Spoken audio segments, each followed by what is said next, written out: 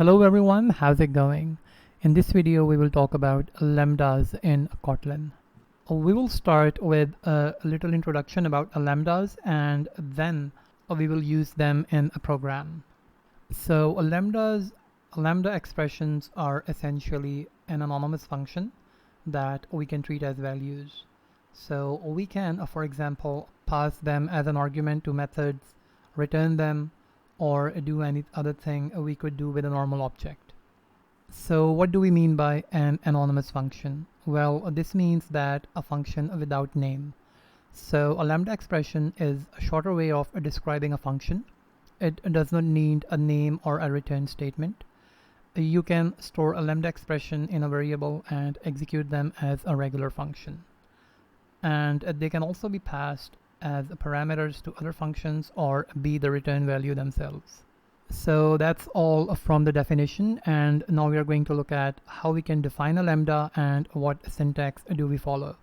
So to define a lambda, we'll start with defining a variable. So var, then comes the lambda name. So we can call our lambda function anything that we want to. Then comes the type. I'm going to talk about type in a while. And then we have these set of curly braces where we have the argument list. So it can be one or multiple arguments followed by an arrow symbol, and then we have the code body or the code block. So that's how we define a lambda. That's the basic syntax that we will follow. So one important thing to note is that the argument list, this one right here, so this can be skipped when defining at most one argument, and the type can be inferred by the Kotlin compiler. So we don't always need a variable as well. The lambda can be passed directly as a method argument. So let's start by defining a basic lambda function that prints hello world to the output window.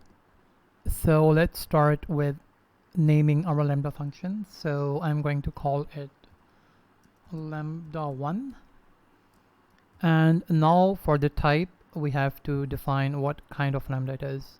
So this will be taking no arguments and this will return nothing. So that's why the return type is unit. And then we have set of curly braces, and inside we have an argument list.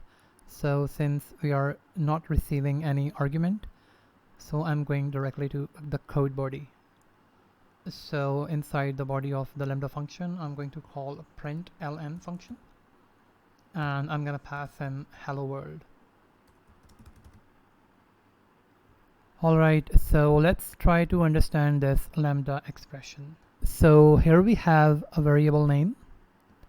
So what we are doing here is we are assigning the lambda expression to a variable named lambda1. And then we have the type represents, so this is the type. So this represents a function that takes no parameter and returns no value. And then we have the body of the lambda expression. And inside the body we are calling a print ln function. Now the question is how we can execute this lambda function. So we can execute a lambda expression in a similar way as the function calls. So I'm going to call it just like a normal function. That's it. And I'm going to run the program to see the output. To run the program, I'm going to click on this play icon on the top right corner of the screen.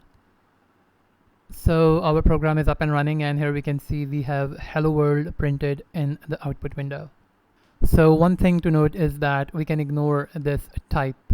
So Kotlin compiler is smart enough to figure out the type of the lambda expression. So we can go ahead and ignore this, and this will work just fine. So let's define another lambda function that basically just return the square of number. So I'm going to call it val square, and for the type this will be taking an integer and this will return an integer. So in the argument list we have one argument which is of type int. So I'm going to call it number, and this will be of type int, and then we're going to return number times number. So to call this function, I'm going to type square and I'm going to pass in 3. And I'm going to wrap this in println call to print the output on the console. So let's go ahead and run the program. So our program is up and running, and we can see we have a 9 printed down in the output window. We can also make use of the type inference here. So compiler can automatically figure out the type for this Lambda expression. So we can remove this. So this will work as expected. Let's define another Lambda function that takes 2 integers and return the sum. So I'm going to remove this, and let's define another Lambda function. So I'm going to call it add, and the type will be, this will take 2 integers and this will return an int. So the return type will be an integer, and it's going to take 2 arguments. So A, this will be an int, and B, this will also be an int. And then this function will return the sum of the 2 numbers, so A plus B.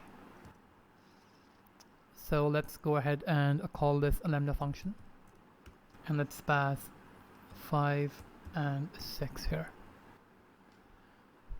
So here we can see we have defined a Lambda expression that takes 2 numbers as arguments and return the sum of the 2 numbers.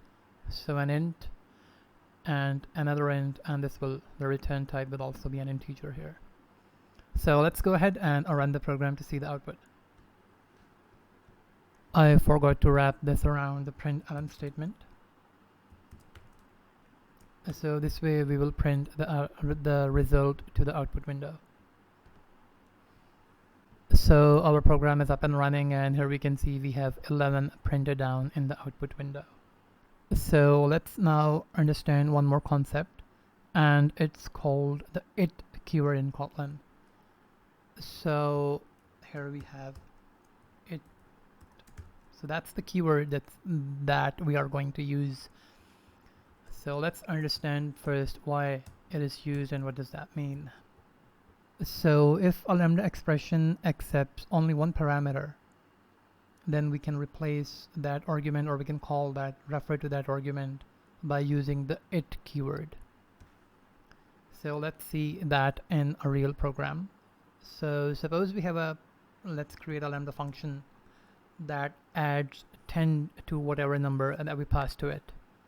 So I'm going to call this Lambda expression add 10, and this will take a single argument called int, and this will return nothing. Then we have our argument list. So int a, and I'm going to type int, and then we have the code block. So let's just print ln, and I'm going to pass a plus 10. So that's our basic Lambda function that takes any number as an argument and adds 10 to it. So let's call this Lambda function and pass 20. So let's run the program to see the output. So we can see we have 30 printed down in the output window below. So now what we are going to do is, the shorthand of a single argument Lambda is to use the it keyword. So we can replace this single argument with it. So we don't need this. And we're just, instead of a, I'm going to type it plus 10. So it basically refers to the single argument that we receive here. So if we run the program again, we will see we will get the same output. So our program is up and running, and here we can see we have 30 printed down in the output window. So the it keyword is used to represent the single parameter we pass to Lambda expression. So if our Lambda expression contains just only one argument, then we can replace it with the it keyword, or we can refer to that argument using it, like we did in this example right here. Alright, so that's it for this video, and in the next video we will see how we can pass a Lambda function to another function and we will take a look at higher order functions in Kotlin.